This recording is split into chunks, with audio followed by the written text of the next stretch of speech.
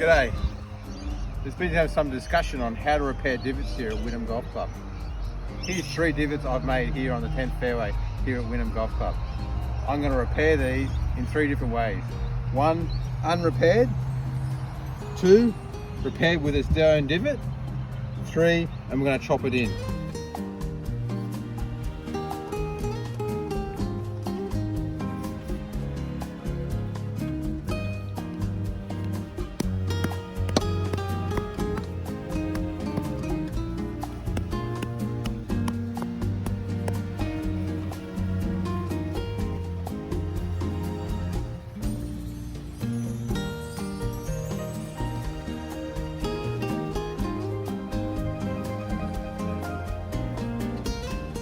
And now we'll come back in a couple of weeks' time and see how they repair themselves.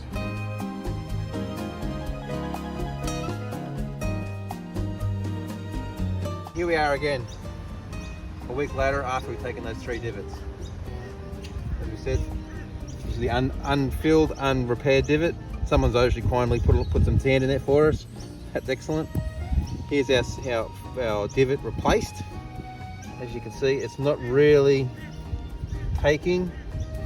And yeah, that's going to take a long time to repair. Here's the one where we chopped in. It's nice and level. The grass is actually coming back quite nicely.